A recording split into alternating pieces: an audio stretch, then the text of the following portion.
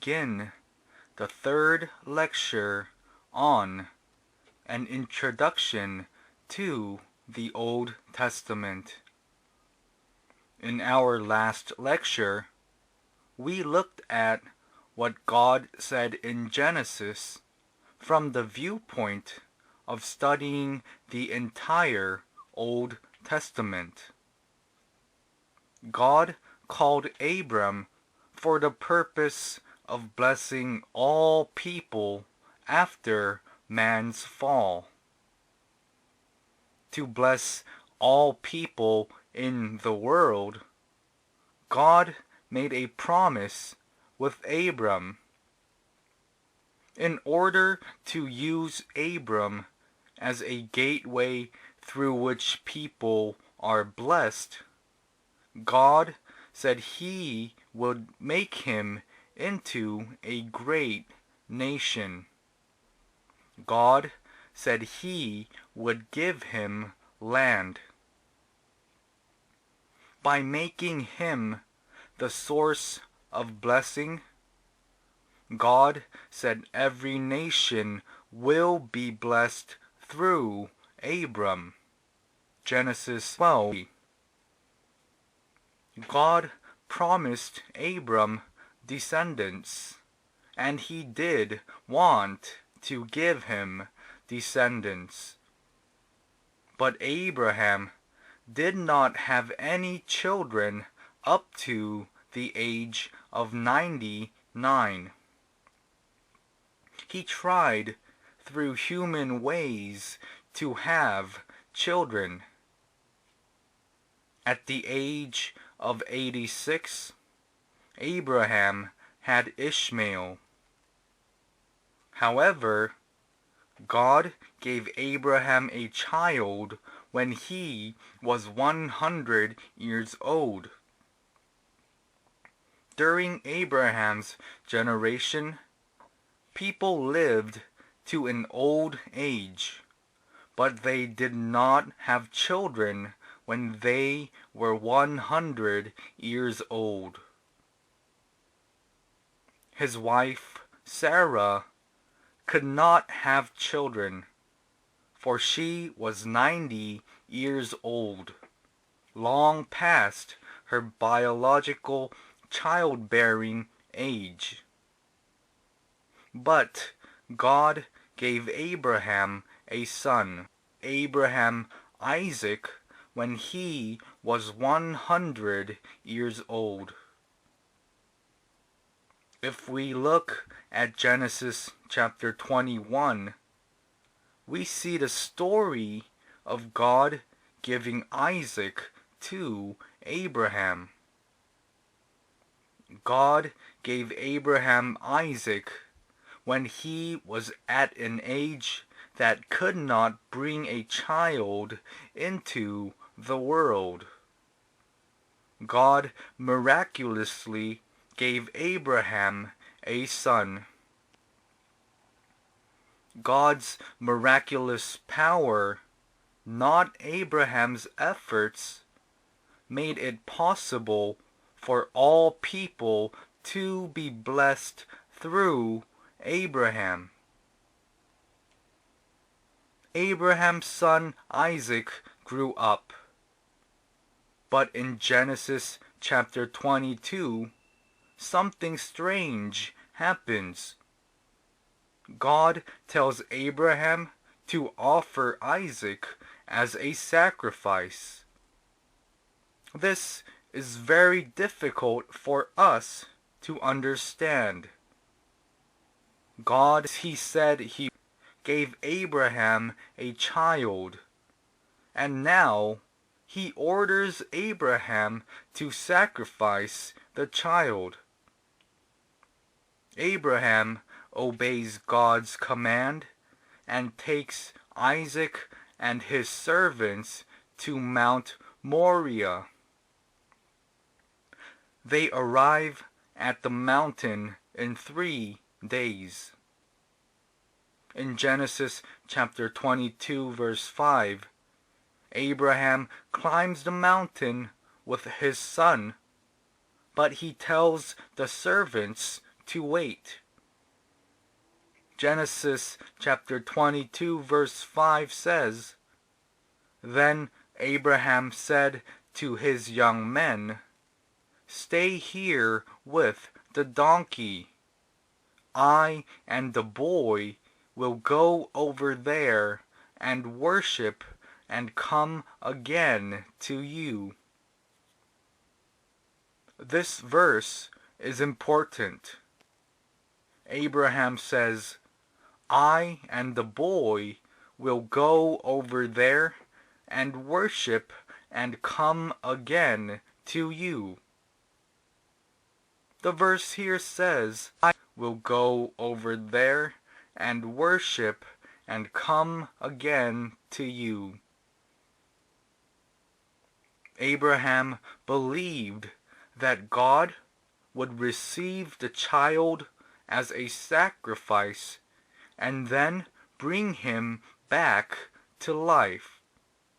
Hebrews chapter 11 verse 19. Isaac thought it strange that they were going up to sacrifice without a lamb, but he still followed his father to offer a sacrifice to God. Abraham tied Isaac down to the altar, took out a knife, and was ready to offer his son to God. At that moment, God reached out to Abraham and commanded him not to kill his son. God said that he knows that Abraham fears him. Abraham lifted his and saw him caught in the thicket, and he took the ram and sacrificed it in place of his son. Genesis chapter 22 verse 13. Abraham called the place Jehovah Jireh, or the Lord will provide. God is not showing Abraham that he promises him a son only to take him away. Then why did God order Abraham to sacrifice Isaac as a burnt offering? God did it to show Abraham the work of redemption that he plans to do in the future.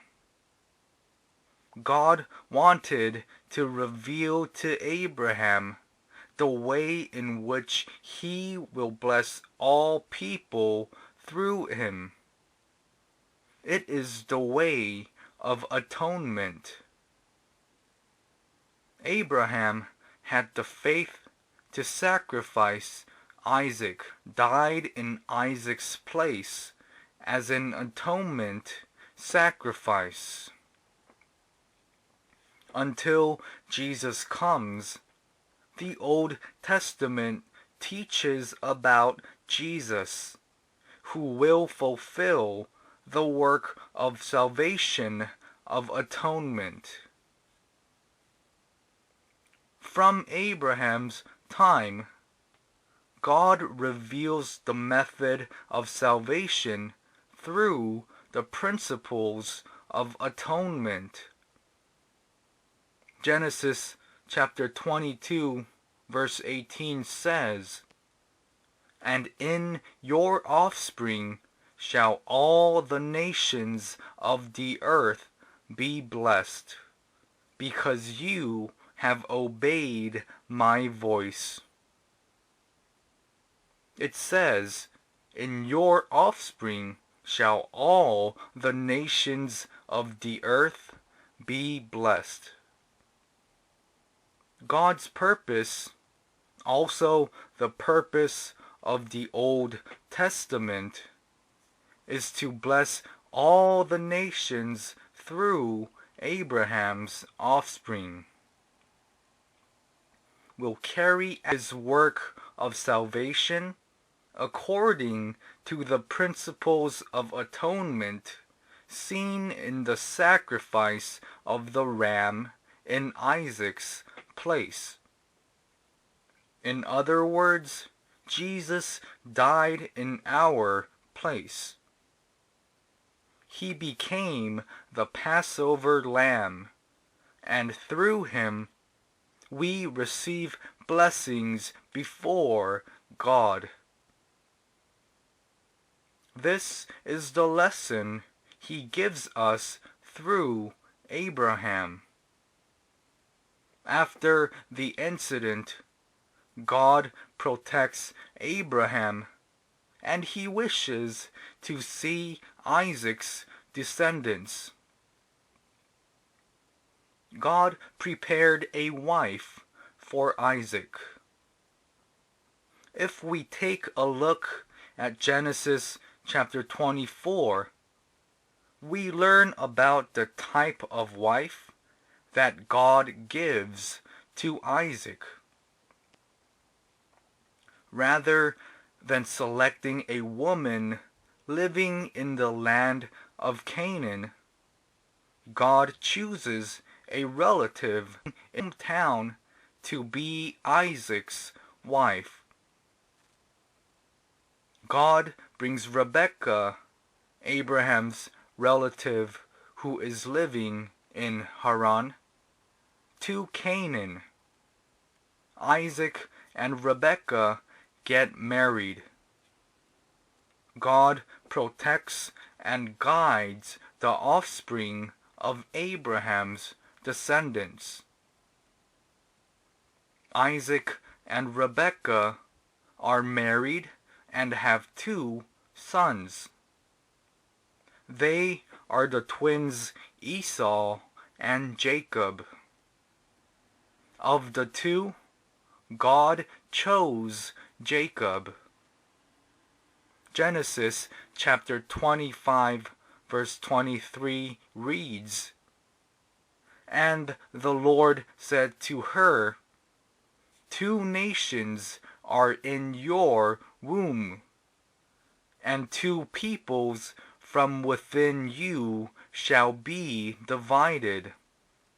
The one shall be stronger than the other. The older shall serve the younger." For Isaac his 2 sons, God chose Jacob, who came after Esau.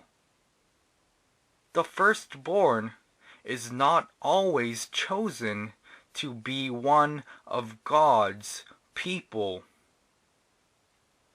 God's supervision and his choice decide who become his people. Esau may have been born first, but Jacob became a person of God and a descendant of Abram. However, Isaac was ignorant about God's plan.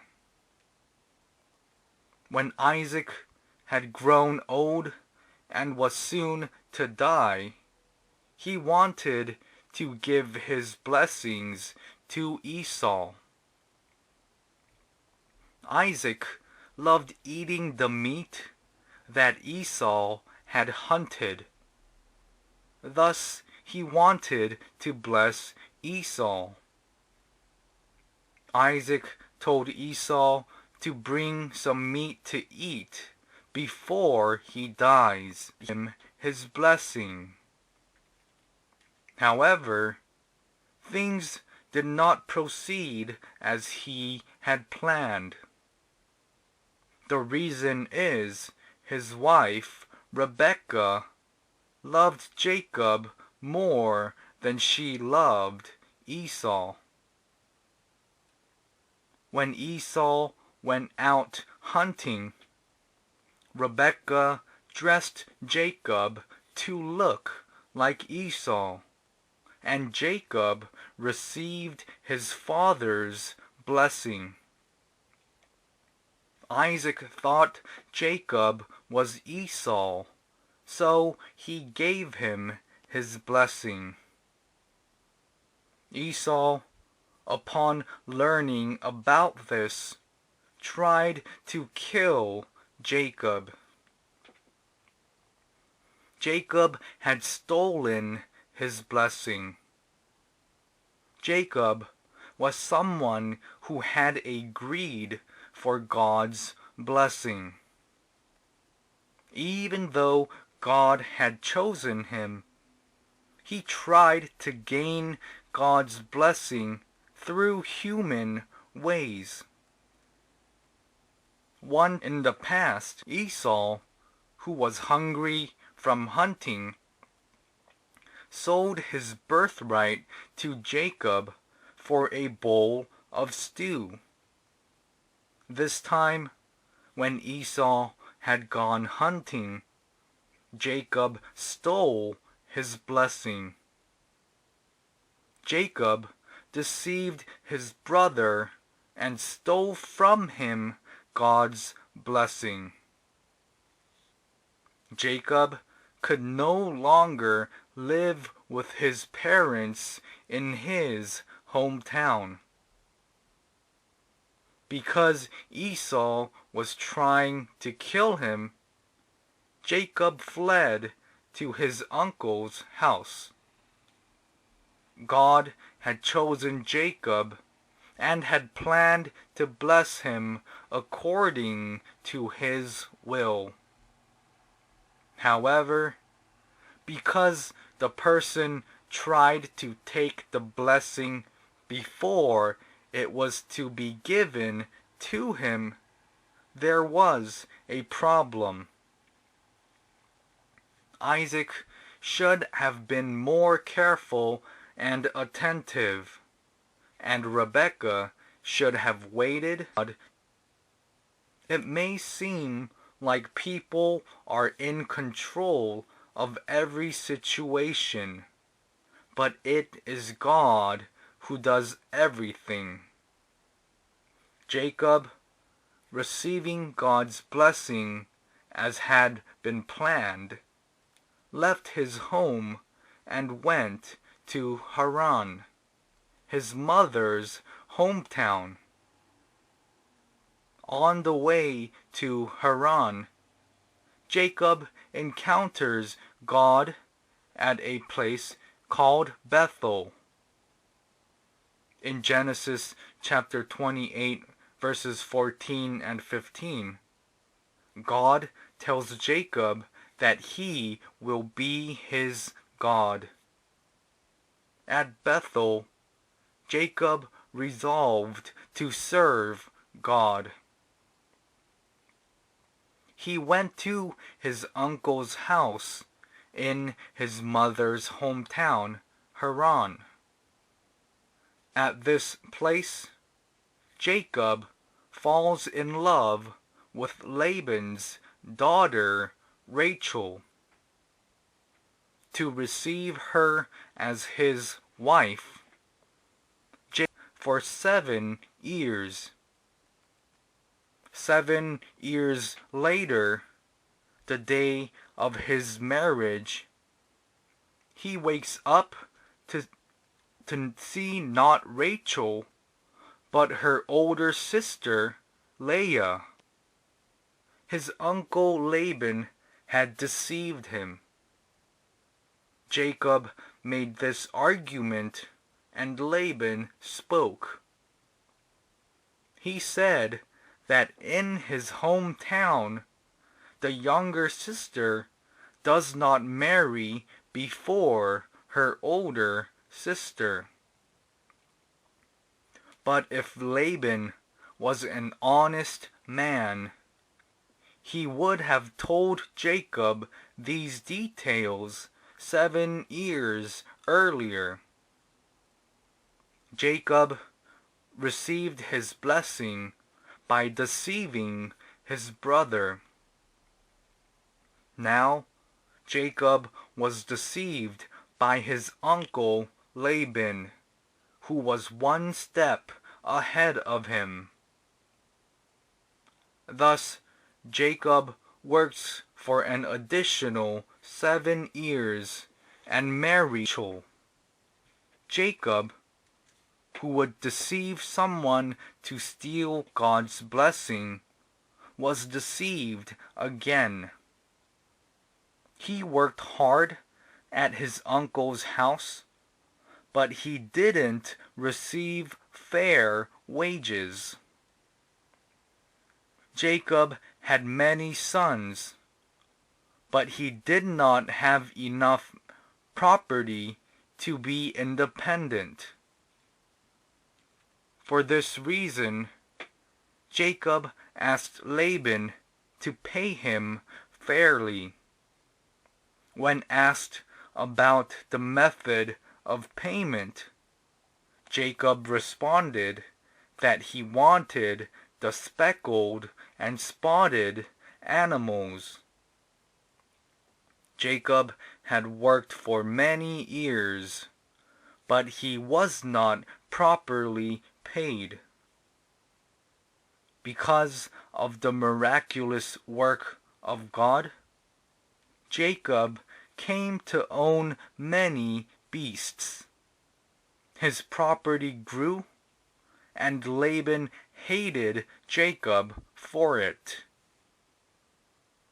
Realizing this situation, decided to take his wife and children and leave the house of his uncle.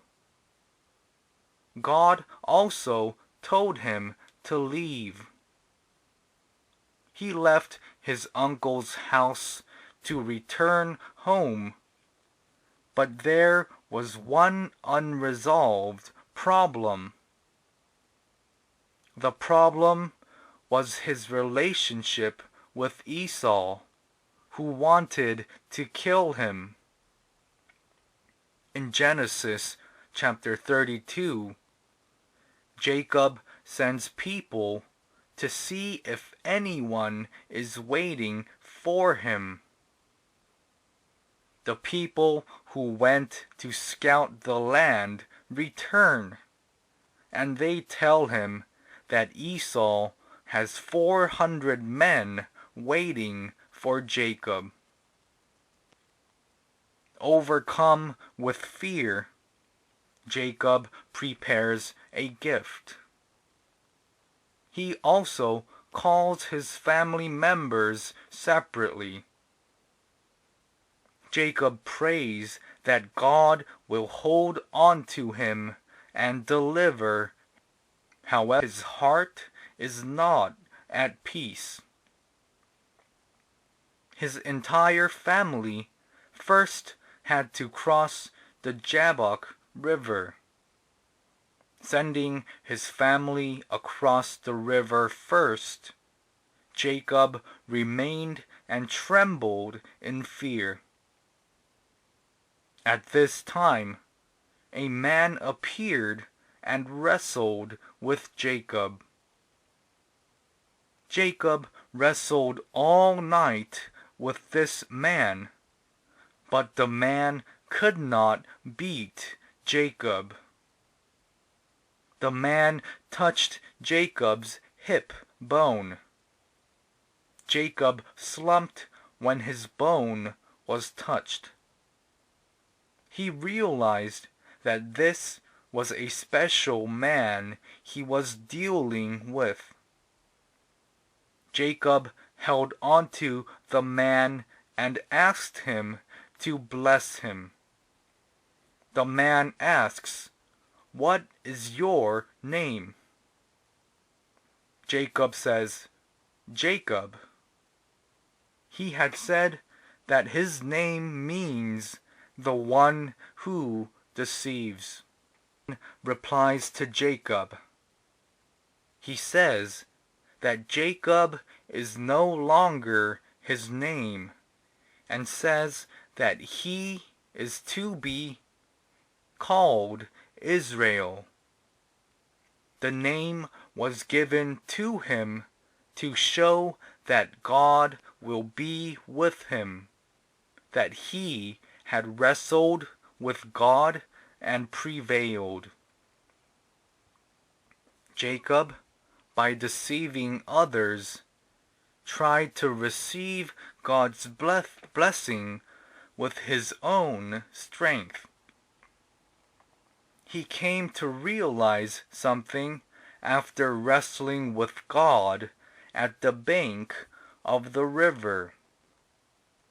Jacob realized that God's blessing is not taken, but it is received as a gift from God.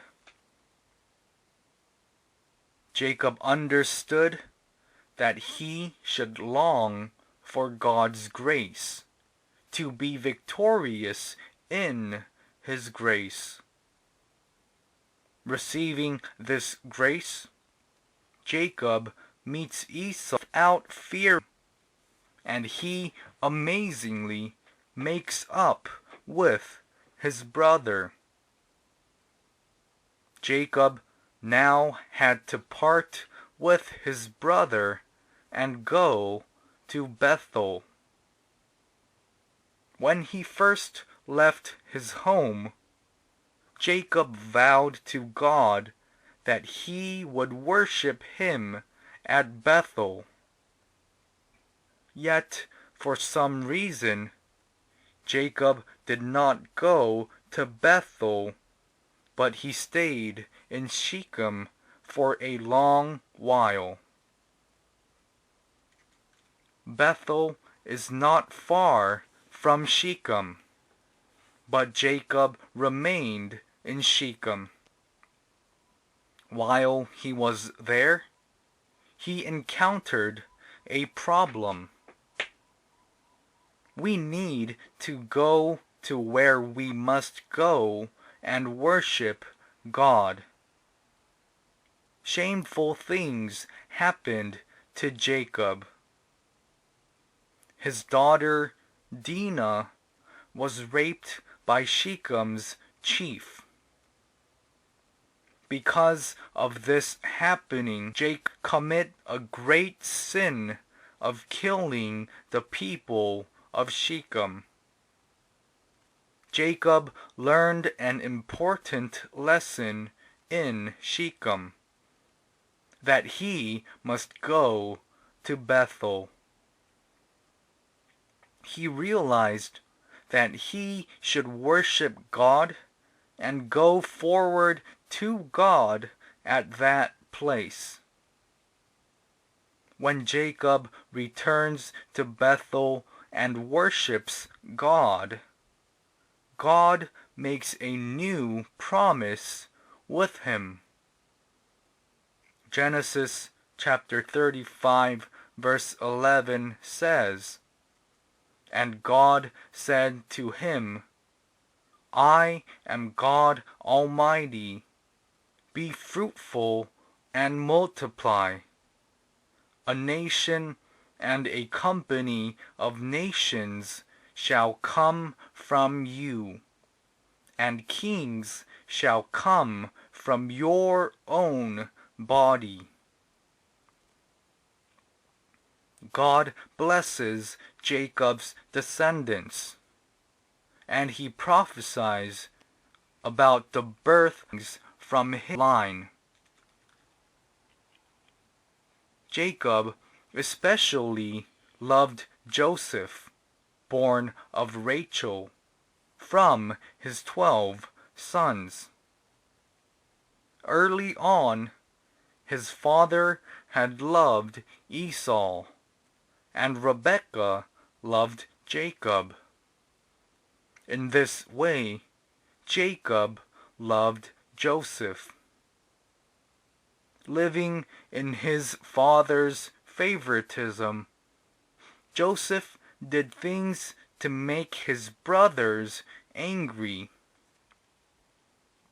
He told his brothers and parents about his dreams.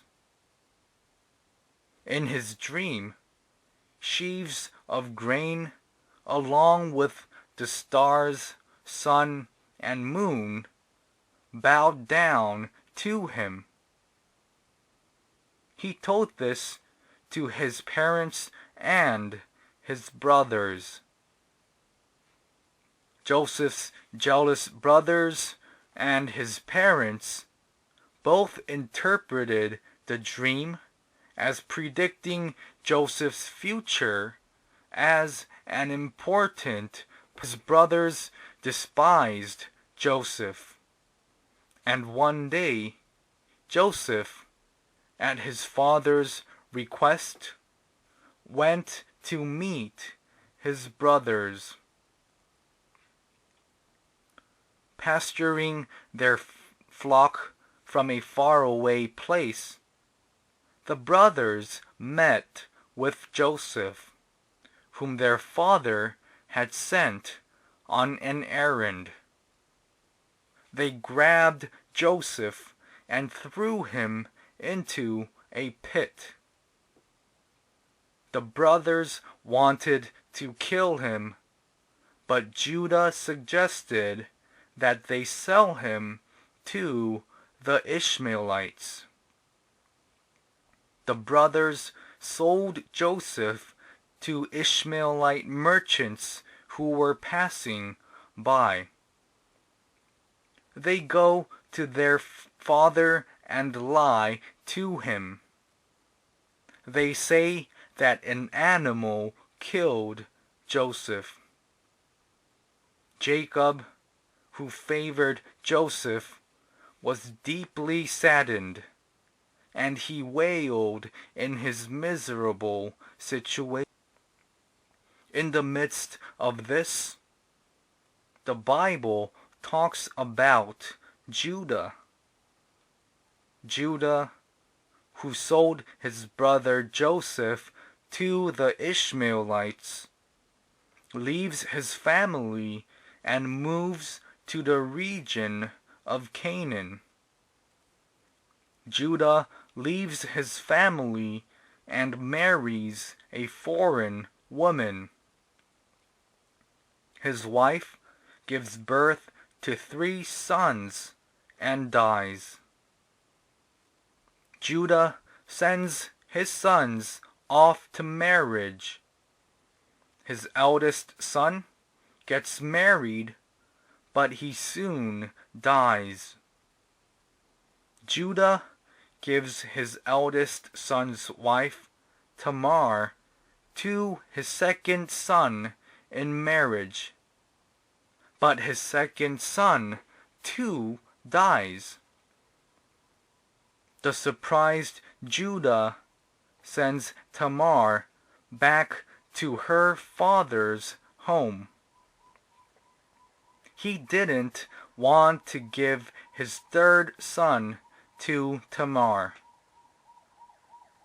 Third up, but does not marry, Tamar returns to her father-in-law.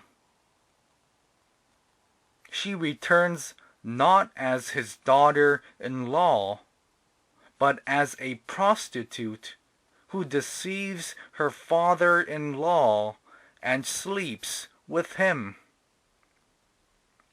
Judah, who doesn't know of this fact, impregnates his daughter-in-law and attempts to have her killed. However, he soon discovers that his mistake had gotten her pregnant. Through this incident, Judah realizes how stupid and sinful he is. Because of these events, Judah changes. Next, in Genesis chapter 39, Joseph is taken to Egypt, where he lives in Potiphar's house. The Bible emphasizes the fact that God, who was taken away to a foreign land, God blessed Potiphar's house because of Joseph. But Joseph's suffering was not over. When Potiphar's wife tries to commit adultery with Joseph, Joseph rejects her and ends up in prison. He spent around 2 years in prison. However, God did not leave Joseph alone. Through Pharaoh's officers, God makes use of Joseph again.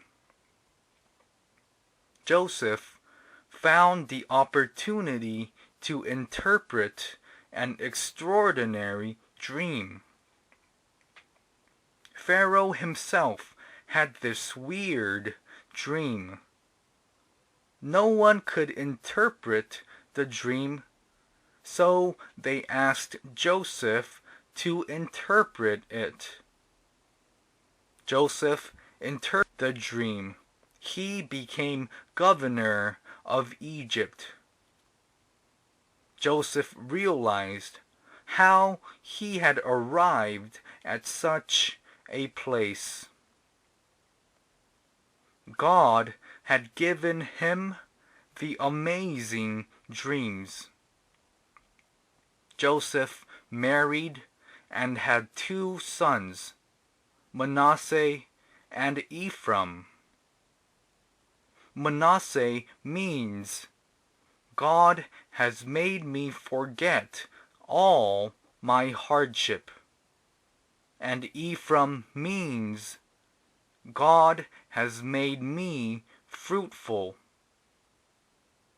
As Joseph had interpreted the dream, Egypt experienced 7 years of abundance. People stored up the grain for 7 years. Following the abundant years, famine came, just as Joseph had predicted. A countless number of people who did not have grain tried to meet with Joseph. Of these people were Jacob's sons. Jacob's sons, who did not recognize Joseph, sought for food to eat. Joseph came to understand the meaning of the dream that God had given him. Joseph realized that God had sent him to Egypt to save his family from famine. His brothers feared him, but Joseph, realizing God's will, forgave them.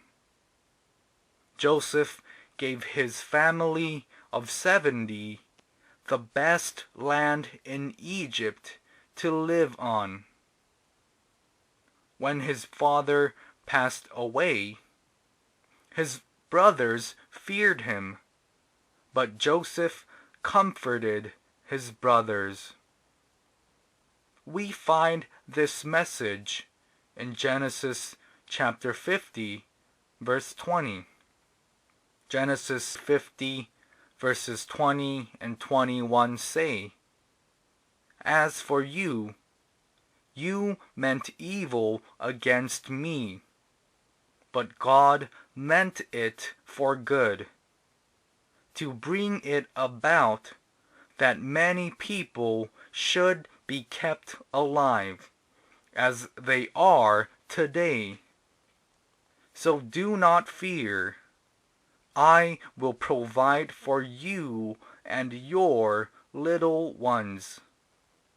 Thus he comforted them and spoke kindly to them.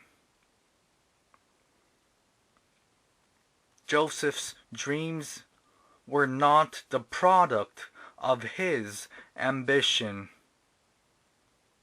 It was a dream meant to save the lives of people of all nations. To save his people, God gave Joseph the dream, and he fulfilled the dream. Today, God gives people dreams and fulfills them. To those who believe in them, dreams of saving all people, and he fulfills them. Therefore, Genesis is about God choosing the people of God and how he uses those people to save all the people of the world. God worked through Abraham, Isaac, and Jacob and his family of 70. Through the book of Exodus, we will learn how God fulfills his plan of salvation through Jacob's family. Thank you.